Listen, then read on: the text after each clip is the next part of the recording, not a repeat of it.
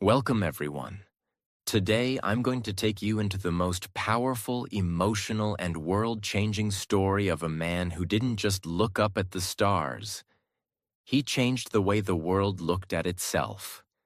His name is Galileo Galilei. But this is not just a story about a scientist. This is the story of a rebel, a dreamer, a truth seeker who refused to be silent, even when the entire world was against him.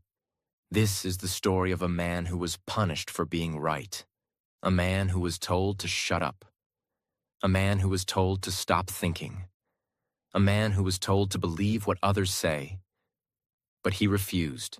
He chose truth over comfort. He chose science over silence. He chose pain over pretending. He was not born rich. He was not born famous. But today, the world remembers him as the father of modern science. His story is filled with childhood struggles, family sacrifice, giant discoveries, and the most dangerous thing in history: a mind that refuses to stop thinking. And here's the best part. This story is not just good for your heart, it's also great for your English. Because the way I tell it, in very simple, clear, powerful English, will help you improve your vocabulary, listening practice, speaking, and fluency. So if you want to grow in life and grow in English, then don't just watch the beginning. Watch till the very end. This is not just a biography. This is not just a lesson. This is a movement, and you are now part of it. Subscribe right now, because I promise, the next 4 parts will change how you see life, history, science, and yourself. Let's begin with the very beginning of Galileo Galilei's life. Part 1. The birth of a mind that would not obey. Let's go back in time. Not 100 years, not 200 years, but more than 450 years ago, to the year 1564. At that time, Europe was ruled by kings and churches. There was no electricity, no mobile phones, no science as we know it today. Most people believed that the Earth was in the center of the universe. They believed the sun moved around the Earth, because that's what the church told them. And if the church said it, it was not a theory, it was truth. If you questioned it, you were a sinner. You could be killed. In short, people were not allowed to think differently. And then, on February 15th, 1564, in the city of Pisa, Italy, a baby boy was born. His name was Galileo Galilei. Galileo was not born in a palace. He was born into a poor but intelligent family.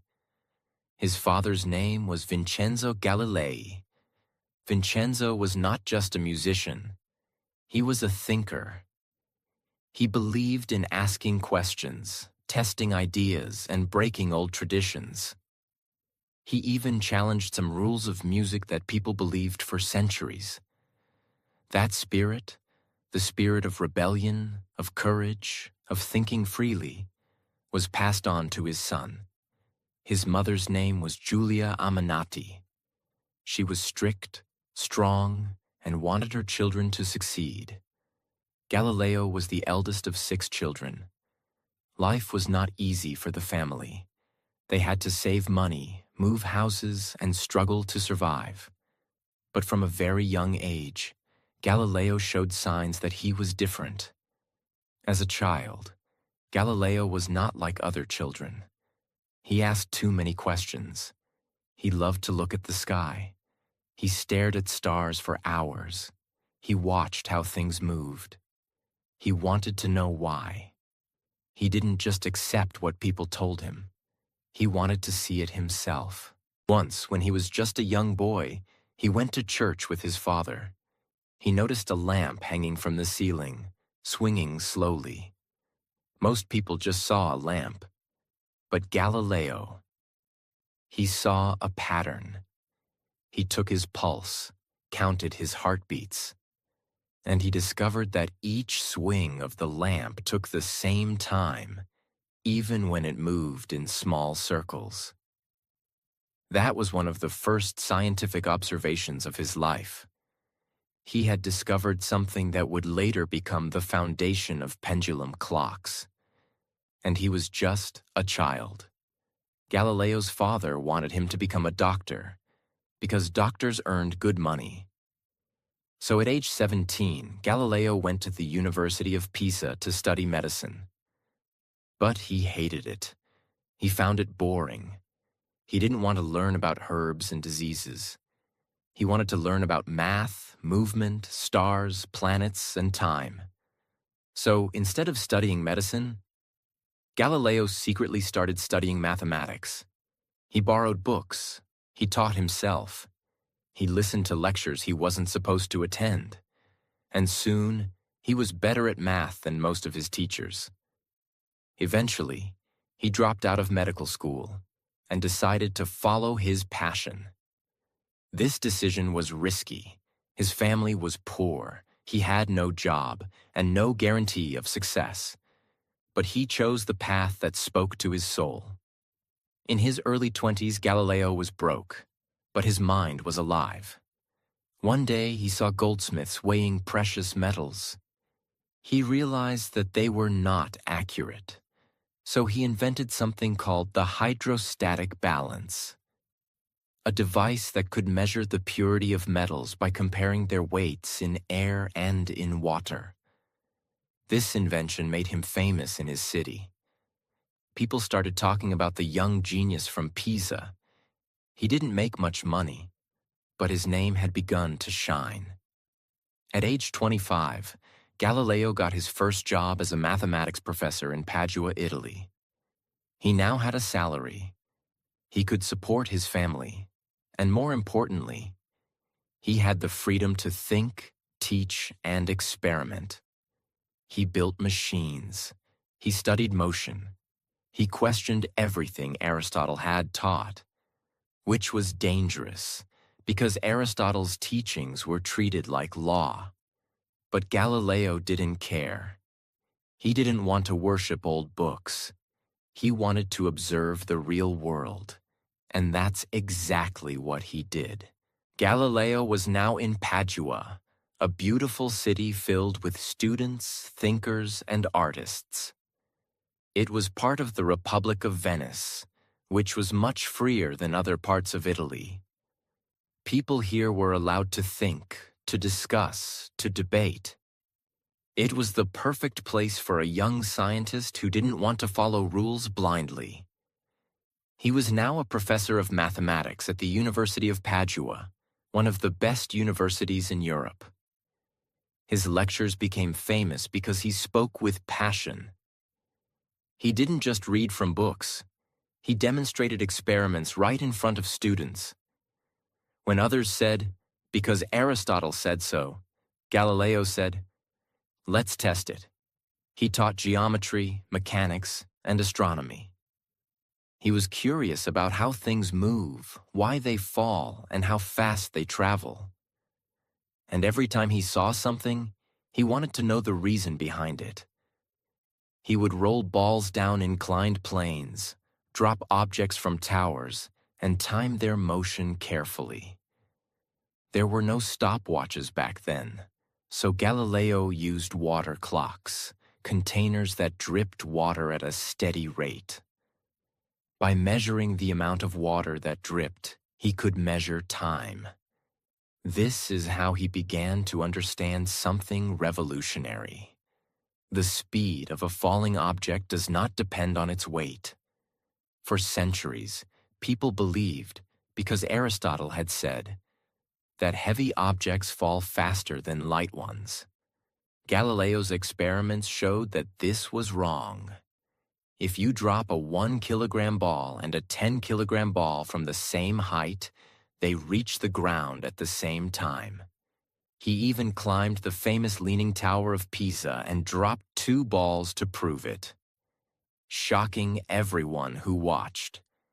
The church did not like such demonstrations because they contradicted the old teachings. But Galileo didn't stop. He believed that truth should come from observation, not from authority. Even though Galileo was now respected as a teacher, he was still struggling financially. Professors in those days didn't earn much. He had to support his family, and soon he also became a father. He never married, but he had a long relationship with a woman named Marina Gamba from Venice. Together they had 3 children, 2 daughters, Virginia and Livia, and 1 son, Vincenzo. Galileo loved his children deeply, but his daughters faced difficulties because they were born outside marriage. In that era, society judged such children harshly. To protect them, Galileo later sent both daughters to a convent to live as nuns. His eldest daughter, Virginia, took the name Sister Maria Celeste, and she would become one of the most important emotional supports in Galileo's life. Her letters to him, full of love, comfort, and faith, show a side of Galileo few people know, a gentle, caring father with a wounded heart. But during this period, Galileo had no time to rest. His mind was on fire with curiosity. In 1609, something extraordinary happened. News spread across Europe that a Dutch lensmaker had built a small instrument that could make distant objects appear closer. It was called a telescope, though it was still very primitive. When Galileo heard about it, he immediately decided to build one himself. Without seeing the original design, using only his imagination and mathematical knowledge, he began grinding and polishing lenses by hand. Within days, he created his own version of the telescope, and then he improved it again and again. His first telescope magnified images 3 times, his next one 8 times. And soon, he built one that magnified objects more than 30 times. That small instrument, made from wood, glass, and patience, would change the destiny of humanity. One clear night, Galileo pointed his telescope toward the moon. What he saw shocked him. Everyone believed the moon was a perfect, smooth, divine sphere. But through his telescope, Galileo saw mountains, valleys, and craters. He realized the moon was a world, not a perfect heavenly body. Then he turned his telescope toward the Milky Way, that soft, cloudy band of light across the night sky. To the naked eye, it looked like a mist. But through Galileo's telescope, it became something unimaginable. Millions of tiny stars. For the first time in human history, people saw that the sky was not what they thought it was. Then, one night, Galileo looked at Jupiter, the giant planet. To his surprise, he saw 4 small stars near it. But the next night, they were in different positions. And the night after that, they moved again. He watched them for days and realized they were moons orbiting Jupiter. This was the first proof that not everything in the universe revolved around the Earth. That discovery shook the world. Galileo quickly published his findings in a book titled Sidereus Nuncius, The Starry Messenger, in 1610. It became an instant sensation. He described the moon's mountains, the stars of the Milky Way, and Jupiter's moons. His words traveled across Europe. Scientists were amazed, philosophers were confused, the church was suspicious. Suddenly, Galileo became a celebrity. He was invited to the court of the Grand Duke of Tuscany and was made the chief mathematician and philosopher to the Duke.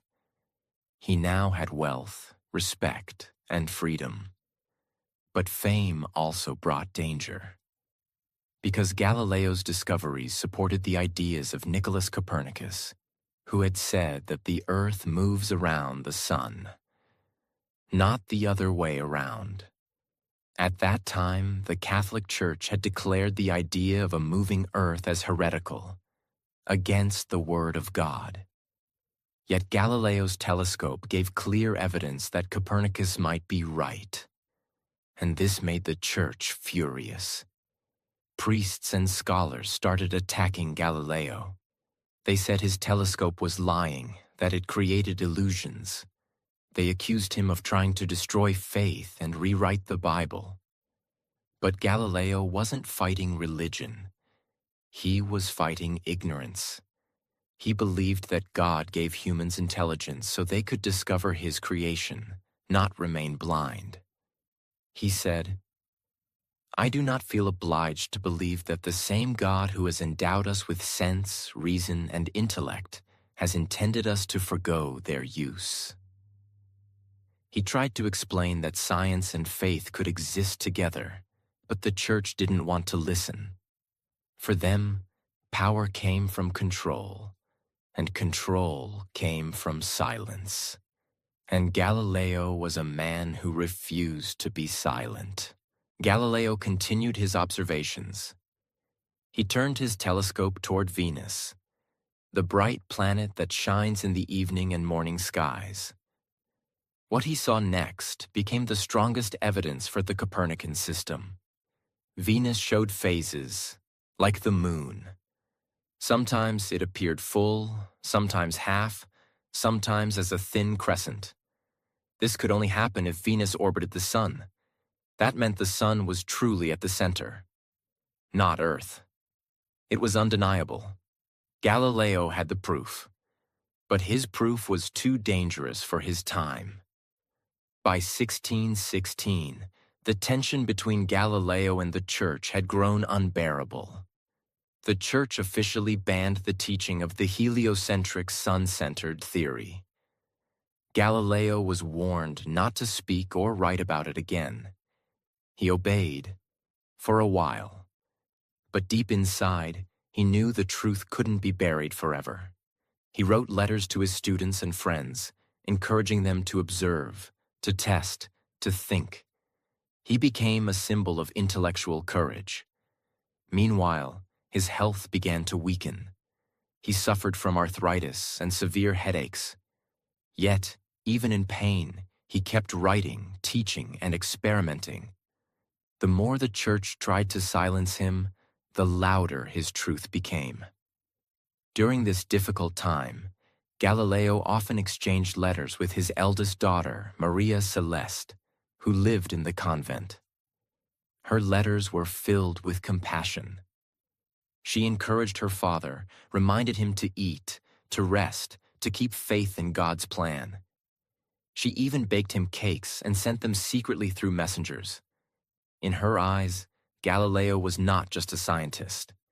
He was a good, kind, and loving man. Her words were his only comfort in a world turning against him. By the late 1620s, Galileo had spent over 20 years teaching, researching, and observing the heavens. He had proven that truth could be seen through observation. But the world around him was not ready to accept it. In 1623, a new pope was elected, Pope Urban VIII, who was once a friend of Galileo. The scientist felt hopeful again. The new pope admired Galileo's intellect and allowed him to discuss heliocentrism as a mathematical theory, not as a fact. Galileo saw this as his chance. He decided to write his most ambitious work, a book that would change everything.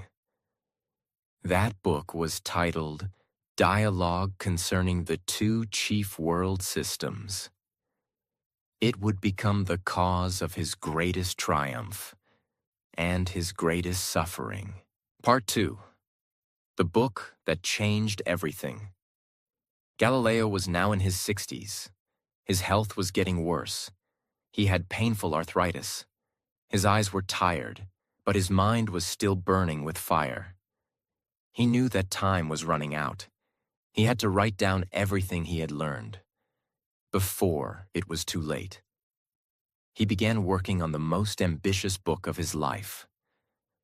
A book that would take all the years of observation, discovery, and thinking, and put them into one single dialogue.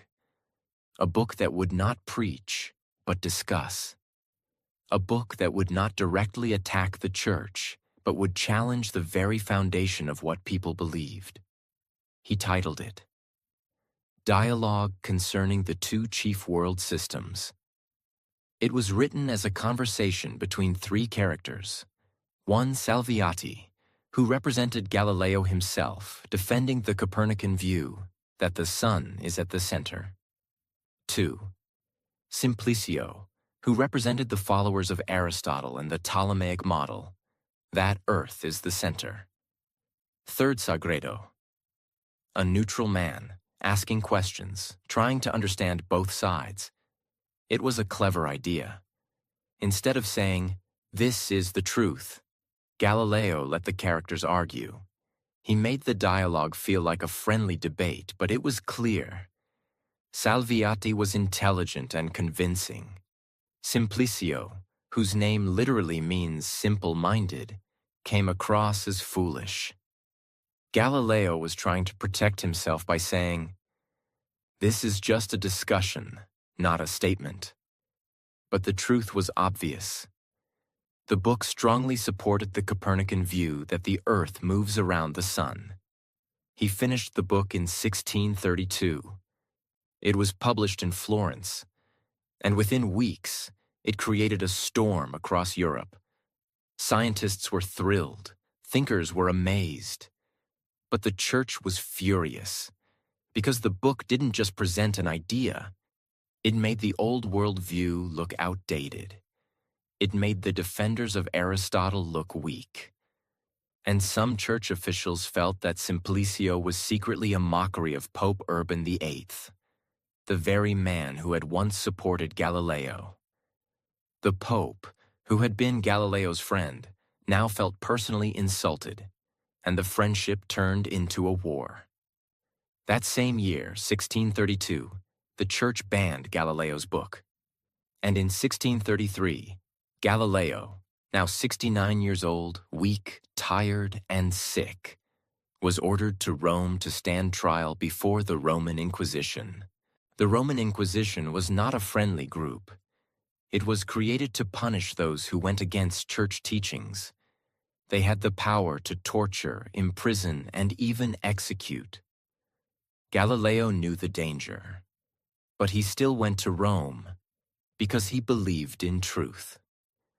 When he arrived, he was not allowed to leave. He was interrogated for weeks.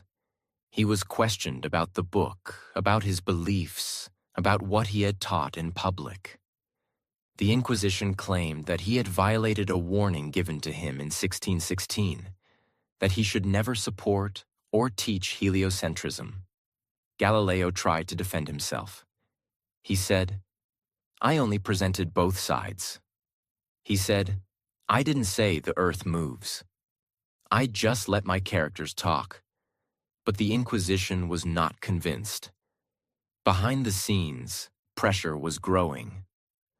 Some powerful men wanted Galileo to be made an example. The church had lost too much power already. They couldn't let one old man destroy their control. They threatened him with torture. They reminded him of what had happened to others who spoke against the church. They told him that if he did not publicly reject his ideas, he could be burned alive. Galileo had faced many storms in his life, but now he had to make a decision. Was he ready to die for the truth, or would he bend to survive?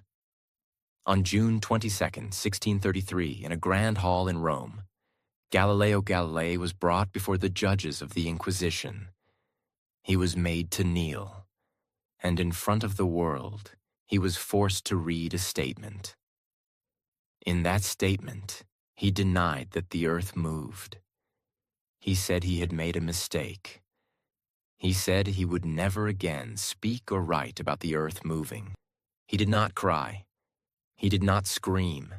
He simply obeyed because he wanted to live. Some say that after he stood up, he whispered the words, Eppur si muove. And yet, it moves. Did he really say it? We may never know. But those words became a symbol, a whisper louder than a shout, a sentence that told the world, you can silence my voice, but not the truth. After the trial, Galileo was not executed, but he was given a harsh punishment. He was sentenced to house arrest for the rest of his life.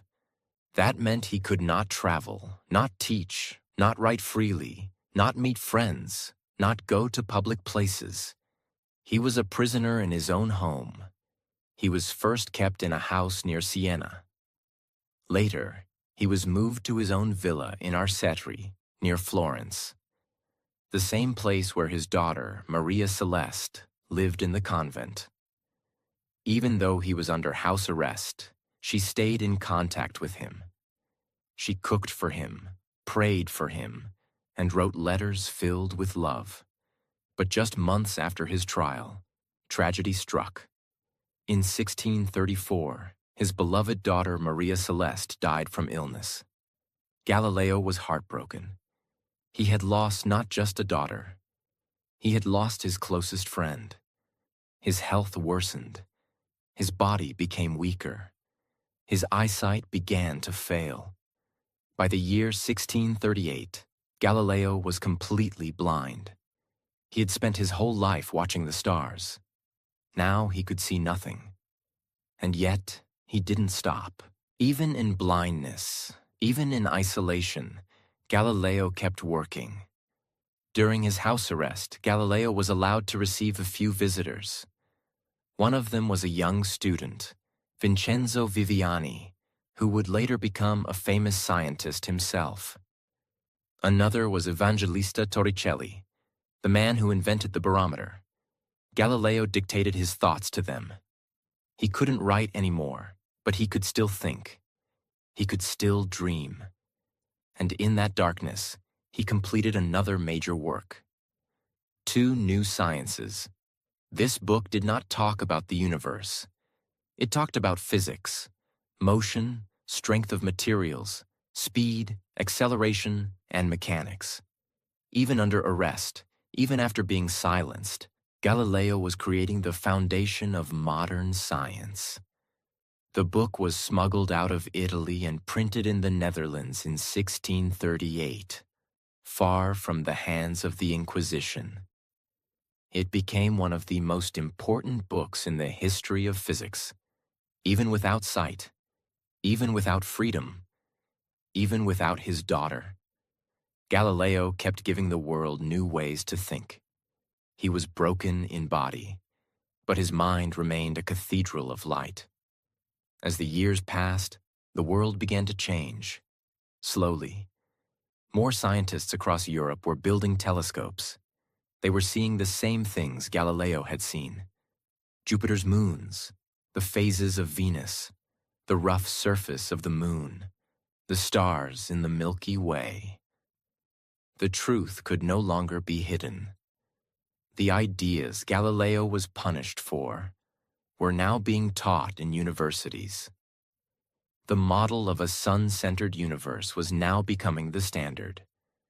But Galileo did not live to see it fully accepted. By the end of 1641, Galileo was very weak. He had spent the last 8 years as a prisoner, blind, in pain, and isolated. On January 8, 1642, at the age of 77, Galileo Galilei took his last breath. There was no celebration, no grand funeral. The church didn't allow it. He was buried quietly near Florence. But the silence would not last forever, because what he gave to the world could never be buried. When Galileo Galilei died on January 8, 1642, there were no public speeches. No statues were made. No honors were given. He had been a prisoner of the church. He had been silenced, judged, and punished. And yet, the ideas he left behind were already too big to destroy. Because while his body was buried quietly, His truth was not buried at all.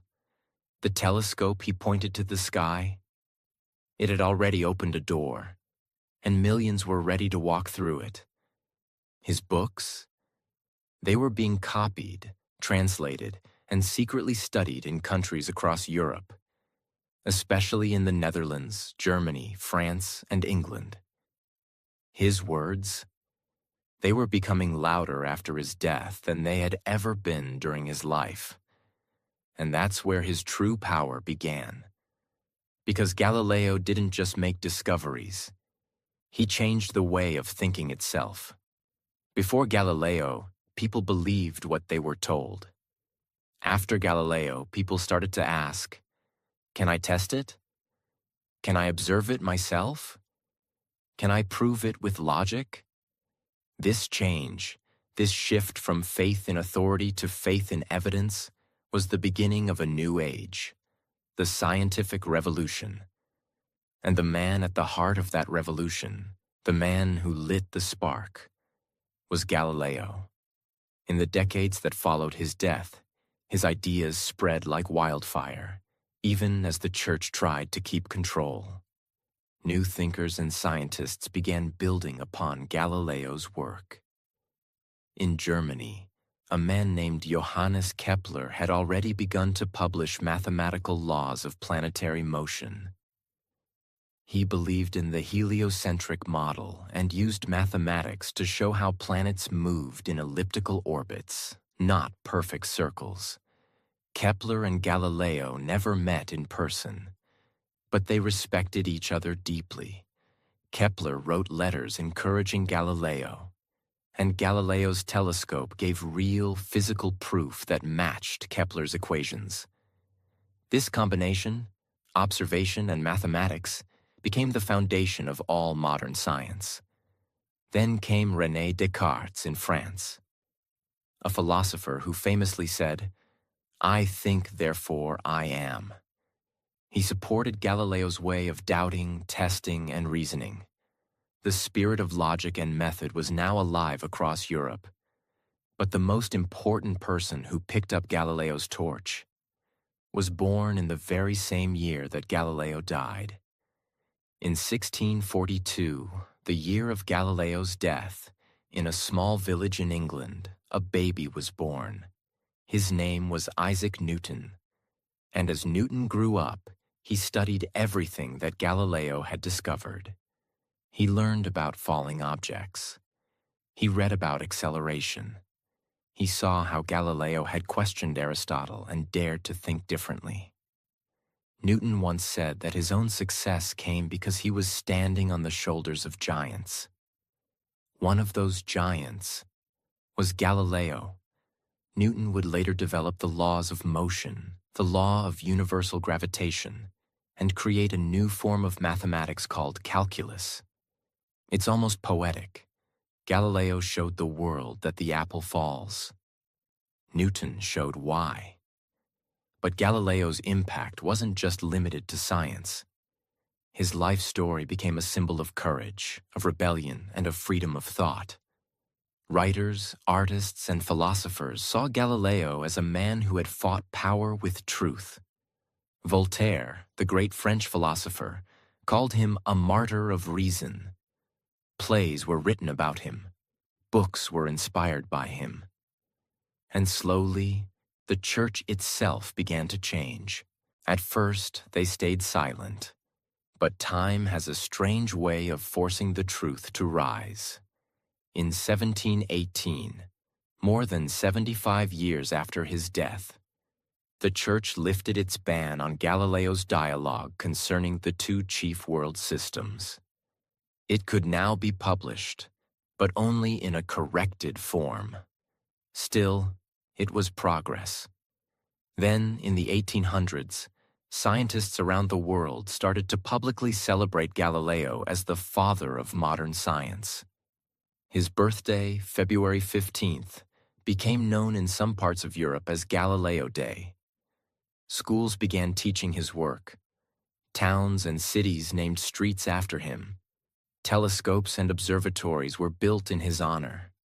And yet, the biggest moment of justice had not come yet, because the Catholic Church, the very institution that silenced him, judged him, and locked him away, still had not admitted its mistake. That would take time. A lot of time. Fast forward now.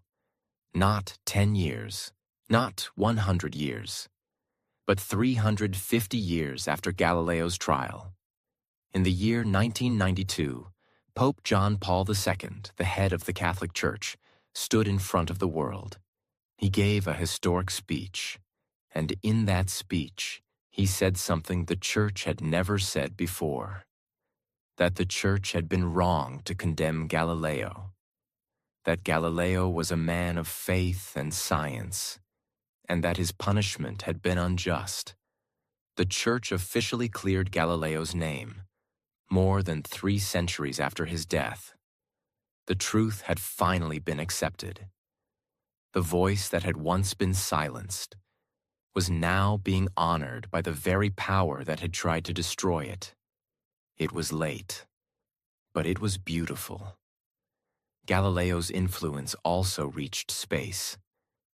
In 1989, NASA launched a spacecraft named Galileo to study Jupiter and its moons, the very planets he had seen with his telescope 400 years earlier. That spacecraft sent back thousands of images. It discovered new details about the atmosphere of Jupiter, the structure of its moons, and the movement of its rings. In many ways, it was as if Galileo's eye had returned to the stars, not through wood and glass this time, but through steel, fire, and space.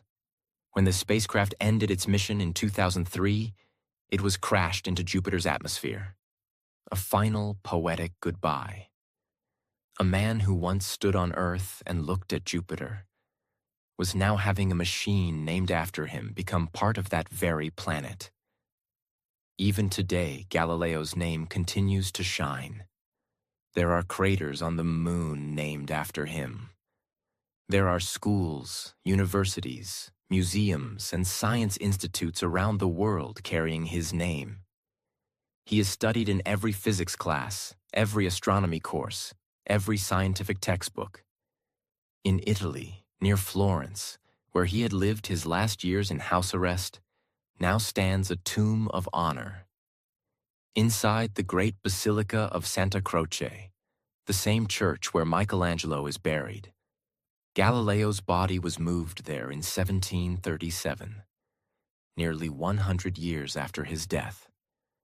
People from all over the world come there to pay respect to the man who refused to be silent. But his greatest legacy is not in stone. It's not in space. It's not even in science alone. His greatest legacy is in how we think. Today, when a child asks, "Why does the moon change shape?" When a student wonders, "How do I know what's real?" When a scientist says, "I need evidence before belief," that is Galileo's voice living on. Because Galileo taught us that. You don't have to be powerful to speak truth. You don't have to follow the crowd to find the path. You don't have to be perfect to change the world. You just need one thing: a mind that will not obey blindly. And that is why Galileo Galilei is more than a scientist. He is a symbol. Part 3. The man behind the genius. Now that the world knows what Galileo achieved in the skies and how his legacy transformed science, it's time to walk into a quieter space, into the man's private world. Because behind every revolutionary, there is a human being. Behind every discovery, there is doubt. Behind every truth-teller is a heart that breaks in silence. Let's begin with what history rarely tells you: the cost of being Galileo Galilei. He was not born into money, and even during fame, he was constantly struggling financially. As a young man, he had to teach, tutor, and build devices just to keep food on the table. Not only for himself, but also for his extended family. He supported his brothers, sisters, his mother, his children, and even servants when he became established. He was responsible for many lives. And even though he was well known, the money never matched the fame. His inventions were praised, but not patented. Others copied his ideas. He gave lectures, but universities often delayed or reduced his pay. He had to write letters begging for salary he had already earned. That was the reality. His scientific spirit was pure. But the world around him, politics, egos, power, was anything but pure. Still, Galileo worked harder than ever. And during the day, he was solving the universe. But at night, he was writing letters to secure jobs for family members or to defend himself against jealous rivals. He was a provider, a father, a teacher, a fighter, and a prisoner of truth. All at once. Now let's finally talk about how he changed the world of science. Not just what he discovered. Galileo didn't just look at the sky. He measured it. He didn't just guess. He tested. He didn't just say, "I believe." He said, "I observed it with my own eyes." And you can too. Here are some of the core scientific breakthroughs he gave us, explained in the simplest way for all learners. 1. The law of falling bodies. People believed that heavier objects fall faster than lighter ones. Galileo proved that all objects fall at the same rate, if there's no air resistance. He did this by rolling balls of different weights down slopes and measuring their time. 2. The concept of inertia. Aristotle believed that things stop moving when you stop pushing them. Galileo proved that if there's no resistance, a moving object will keep moving forever.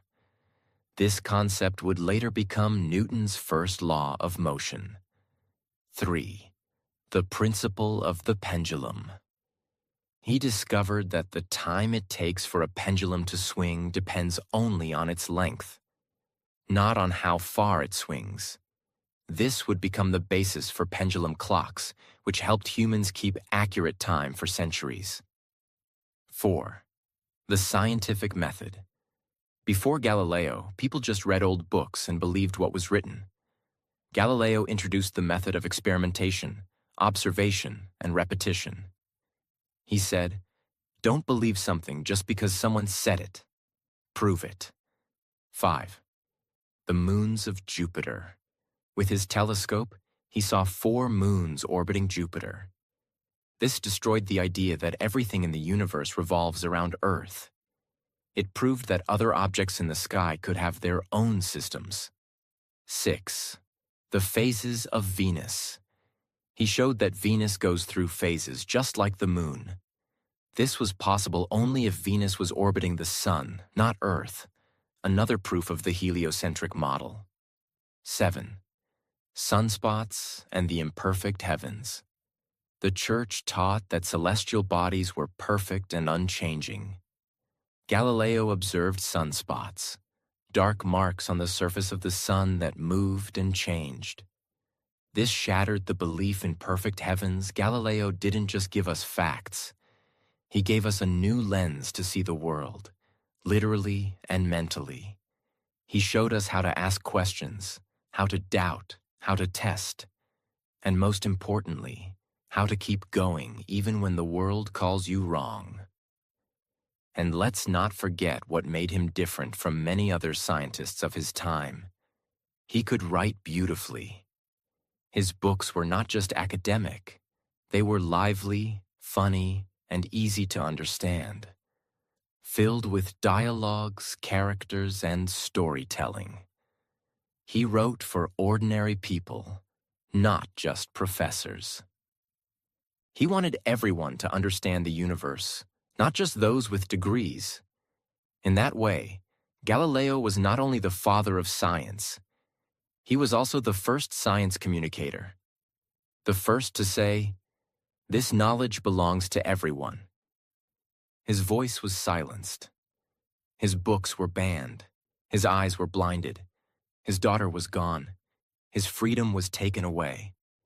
But one thing remained untouched: his mind. And that mind changed the world more than any sword, crown, or law ever could. Part 4. The Final Light of Galileo. In the 1800s, the world had changed. The Industrial Revolution was beginning. Machines, engines, factories. Everything was being built on the laws of motion, gravity, and energy. And all those laws had their roots in Galileo's work. In classrooms, his name became a regular part of textbooks. In lectures, his methods were studied and praised. In universities, his books were printed freely. His once banned ideas were now called fundamentals. In the 1900s, the 20th century saw a complete transformation. Space travel, atomic physics, quantum theory, and relativity. But his story didn't stop there. In the 2000s, the world began to celebrate Galileo in new ways. In 2009, to mark the 400th anniversary of his first telescope, the United Nations declared the year the International Year of Astronomy and honored Galileo as the father of that field. Across the globe, scientists hosted stargazing events, built replicas of his telescope, and told his story to new generations. In art, in poetry, in science fiction, in space missions, his name appeared everywhere. Let's talk about something deeply symbolic: the Galileo spacecraft. Launched by NASA in 1989, the spacecraft traveled to Jupiter, the very planet Galileo had observed through his handmade telescope. It arrived in 1995 and spent years studying Jupiter's atmosphere, rings, and moons. It discovered facts Galileo could only dream of. It recorded lightning on Jupiter, studied the planet's magnetic field, and even gave clues about possible oceans beneath the icy surface of its moon Europa. Then, in 2003, the spacecraft was sent into Jupiter's atmosphere. A planned end to the mission. But think about that for a moment. A man who once looked at Jupiter through a glass tube now had a machine named after him, crashing into that same planet, carrying human curiosity to its edge. Back on Earth, his story continues to grow. Today, there are schools named after him, statues built in his honor, telescope brands with his name, a lunar crater named Galilei, a moon of Jupiter named Galilean moon, a GPS satellite system in Europe called Galileo, a 3D digital museum in Florence where his original tools, books, and even bones are preserved. Even in death, he continues to inspire scientists, writers, philosophers, and English learners around the world. And now, we reach the true end. Not just the end of a man's life, but the meaning of that life. So what did Galileo really teach us? Not just that Earth moves, not just that stars are made of fire, not just that science is real. He taught us something far bigger. He taught us that you must ask questions even when others are afraid. You must believe in truth even when no one claps for you. You must keep going even when the doors are closed. You must choose knowledge over fear. You must dare to look through your own telescope and see the world for yourself. He taught us that one man, standing alone with a piece of glass pointed at the sky, can challenge an empire. And that truth, even if whispered, will one day be louder than all the lies. That is the story of Galileo Galilei, a man who was not a king, not a soldier, not a saint, but a man who believed that light travels farther than darkness. And today, that light is still shining. In every classroom, in every telescope, in every sky, and in every mind that refuses to stay silent. Thank you for listening. Now you know his story, not just the facts, but the feelings, the pain, the sacrifice, and the victory. This story was also a lesson in English, in life, in courage, and in humanity. If you're here at the end, you are part of something special. Now go, ask your questions, build your own telescope, and carry forward the fire that Galileo started. Because the stars are waiting for you. This was the story of the man who brought heaven closer to earth, and earth closer to the truth. Galileo Galilei, forever remembered, forever shining.